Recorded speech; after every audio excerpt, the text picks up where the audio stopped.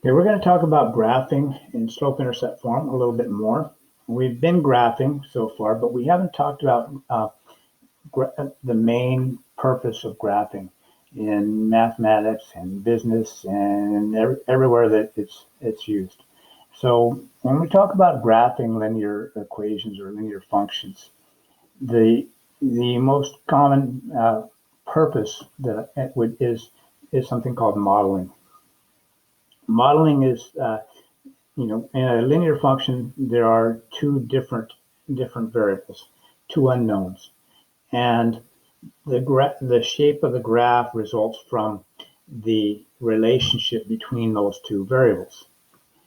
And in a linear graph, there are certain things that are constant. So there's the y-intercept, but also the slope is constant. So, but the slope tells you how this term right here is changing. So we can use that to predict things and to better analyze the relationship between the two variables. So what we're going to do is we're going to just take a look at something some of you might be a little familiar with, and that's Dodger games. So in 2019, the average ticket for a Dodger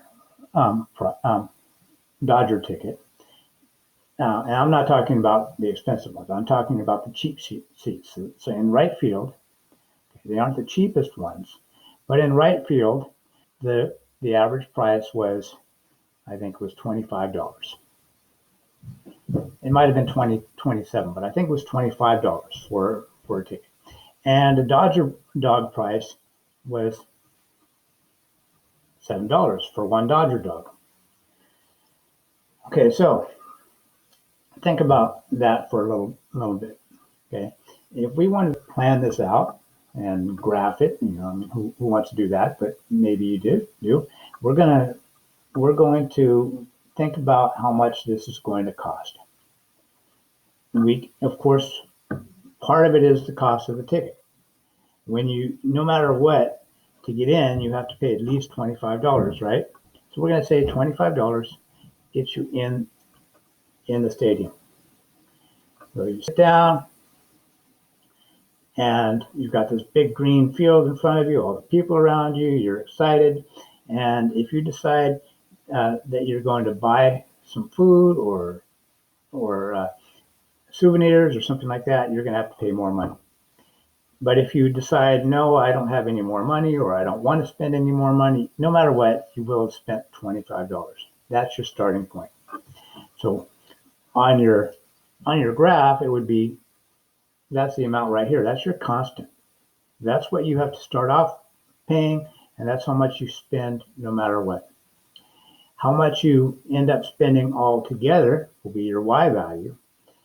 And this is going to determine how much more than $25 you actually spent. So you can call these, we can use X and Y, but since we're talking about hot dogs, let's use H for the number of hot dogs.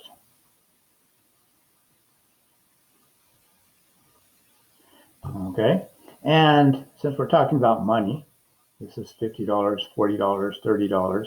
Okay, that's how much it costs you, right? So that equals C equals total cost for the night. Okay, and we can make a little table. And I'm going to say, okay, if we buy one hot dog, how much do we have to spend? So like this is where we start off, $25, right? This is your money.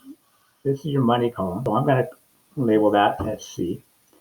And this would be the number of hot dogs. So if we buy one hot dog, we have to spend $7 more. So this is the number of hot dogs. So let's start off. 0 hot dogs, how much you spend? $25 just to get in, right? If we buy one hot dog, then we still have to pay that $25, but we have to pay $7 more, $32, right? So we're going to go buy one hot dog. It doesn't stay the same amount of money that we spend. Now we have to spend an extra. We have to spend $7. 1, 2, 3, 4, 5, 6, 7. That puts us right here. Since we're counting by twos, 32. There it is, $32.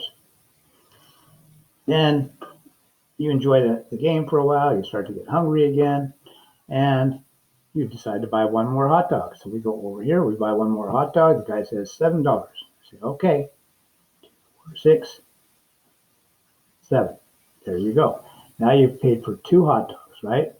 So 2 hot dogs, you still had to pay $25 for to get in. Now you bought 2 hot dogs. 2 times 7 is 14. And now you have $39. There we are, 40, 39 right there. And then one more, because you just like those hot dogs so much. 3 hot dogs cost, well, $7 each one, right? 3 times 7, 21, 46. So now we buy another hot dog. So each time we go sideways, right, we're buying another hot dog, right? That's our run.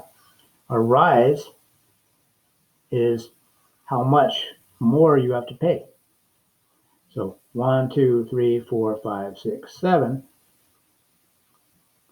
$7 is our run for one hot dog. For every hot dog you buy, one hot dog, you have to spend $7. So we buy another hot dog, and let's see right here. Okay, now you connect the dots, points, and that's what you end up with. Okay, so when you graph it, that straight line is a model of how much you have to spend for your night out. Okay, $25 for the ticket. For every hot dog you buy, $7 more. Now, of course, there are other things, sodas and popcorn and things like that, but we'll just keep it simple for now. Okay, now looking at our equation, y equals mx plus b, let's think about how that fits in. So our total cost is when you add everything together. So that's just going to be c all by itself. Now, if you look at our slope, y equals mx plus b, that b is our constant. So in this whole time, when we were calculating each one of these points, there's one thing that didn't change. It stayed the same the whole time. And that's that $25, right? $25, 25, 25, 25. No matter what, it was the same each time. What changed was this value right here. Okay, so the first thing we're going to do, I'm going to start with the b part, and that's our 25. Now this part right here, if we look at 7, 14, and 21, that comes from this number right here, combined with our price. So that's equal to 1 hot dog times 7. This one was equal to 2 hot dogs times 7, and 21 was 3 hot dogs by 7. And you could even say this one right here, there's a 0, right? Now 0 is equal to 0 hot dogs. So if you don't have any hot dogs, even though they cost $7 each, then you don't spend any money. So this number right here, 0, 1, 2, 3, that's the number of hot dogs. 7 is our price. So that's our rate, which is the same thing as a slope. So what we're looking at is something like this. So one of the things that I want you to understand is when we talk about a rate, that's the same thing as a slope. Okay. Now the rate is what you're multiplying your variable by. And this is what causes that term to grow. I mean, it's how I said that wrong. Okay. It's how fast this term grows or decreases. It could be a negative number, based on one of these, on the change of h. So if this was 10, then the cost of your night out would change faster for every hot dog that you bought. If it was a 5, it wouldn't go up nearly as fast. So you would have the slope wouldn't be as steep.